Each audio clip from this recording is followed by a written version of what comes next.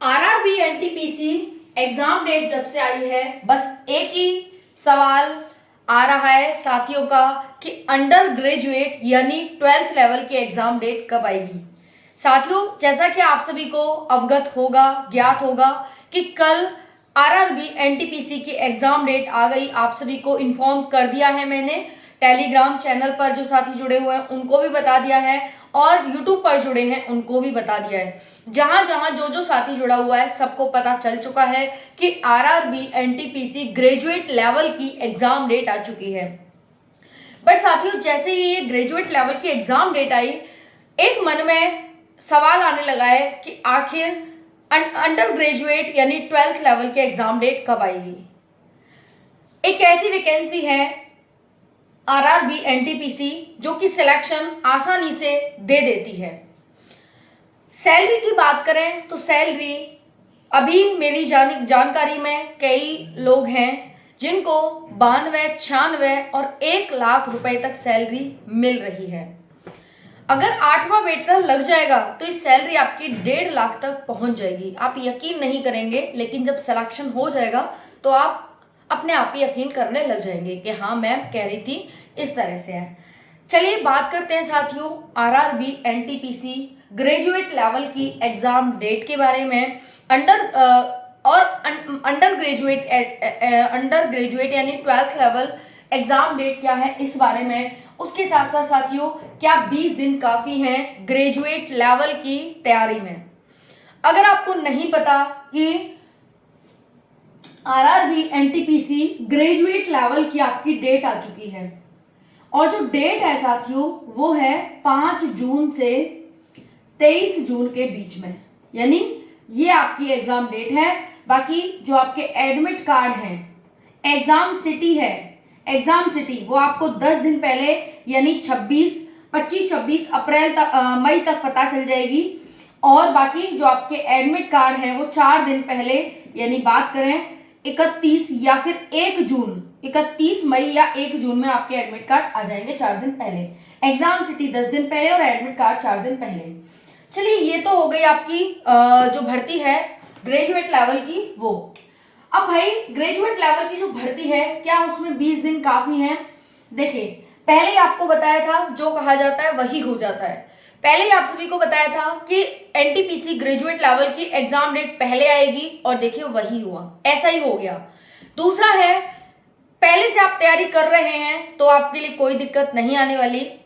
हालांकि graduate level में under graduate से कम कंपटीशन देखने को मिलता है और देखिए इसकी कट ऑफ जोन वाइज जाती है। कट ऑफ 60, 50, 70 इस तरह से वेरी करती है। अब वो डिपेंड करता है, आपका लक है कि आपके जोन में कितने फॉर्म भरे गए हैं। जैसे मेरी जानकारी में एक बच्चा है जिसने अपना जो जोन चुना है वो जम्मू कश्मीर चुना है और जम्मू कश्मीर जो उसका जोन है उसमें 17,000 फॉर्म है, सिर्फ और सिर्फ 17,000। वैकेंसी देखकर मुझे बता देना कि कितनी वैकेंसी है। मैंने चैनल पर डाल दिया है और पोस्ट भी डाल दी है, पोस्ट और उसके अकॉर्डिंग कितने कितने फॉर्म भरे गए वो मैंने डाल दिया है। अगर आपने अभी तक नहीं देखी है वीडियोस तो वो जाकर देख लो, चैनल पर आपको टॉप में मिल जाएंगी। बहुत सारे साथी देख चुके हो, उसे करोड़ों में पहुंच चुकी हो वीडियो। अब बात आती है भाई कि ये जो है आपकी क्या क्या कट ऑफ जाती है, तो कट ऑफ आपकी जोन वाइज जाएगी। दूसरा तो देखिए यहीं पर आपका एक वो बन जाता है कि कट ऑफ हमारी वेरी करती है। क्या करती है? वेरी करती है। किसके अकॉर्डिंग? एक तो आपके जोन के अकॉर्डिंग वेरी करेगी, दूसरी आपके पोस्ट के अकॉर्डिंग वेरी करेगी और तीसरी आपके फॉर्म के अकॉर्डिंग वेरी करेगी। तो ये 3 बड़े कारण होते हैं कम कट ऑफ या ज्यादा कट ऑफ जाने के कि किसकी कम और किसकी ज्यादा जाएगी। चैनल से जुड़े रहिए, हर एक अपडेट देती रहूंगी, टेंशन मत लीजिएगा। तो भाई 20 दिन इनफ है उन बच्चों के लिए पहले से तैयारी कर रहे थे, क्योंकि साथियों इसमें आपकी मैथ आएगी, इसमें आपकी रीजनिंग आएगी और इसमें आपकी जीएस आएगी। अगर मैं जीएस की बात करूं 40 प्रश्न आते हैं, 40 नंबर की आती है। रीजनिंग की बात करूं 30 की आती है और मैथ आता है 30 का।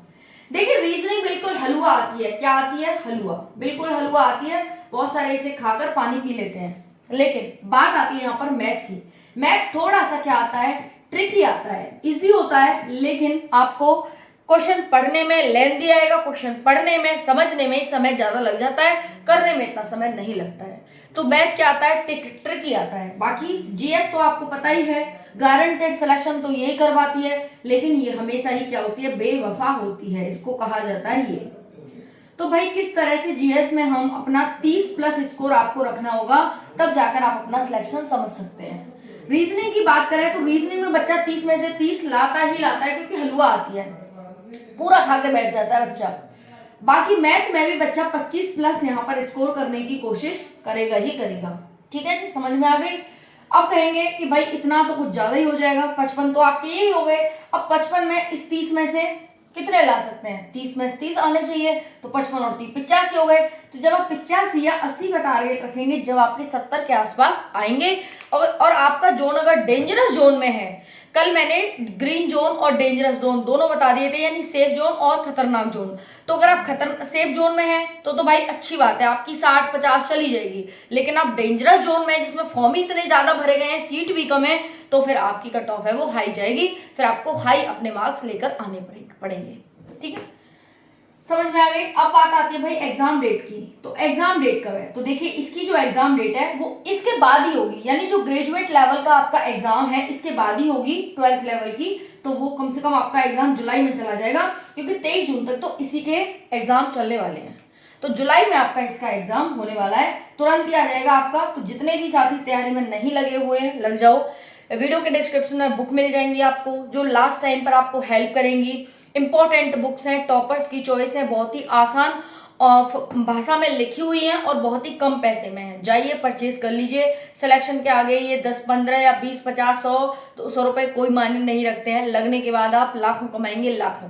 8वां वेतन लगने के बाद तो आप 1.5 लाख, कोई वो नहीं रहेगी। ठीक है, अब भाई कट ऑफ क्या जाएगी, तो देखिए पहले ही मैंने बता दी जोन वाइज जाएगी, लेकिन मैं एक आंकड़ा लेके चलूंगी जनरल की 70+। ये 70 के आसपास किसके साथ हो, ये डेंजरस जोन के आप लेकर चल रहे हैं इसे, है ना।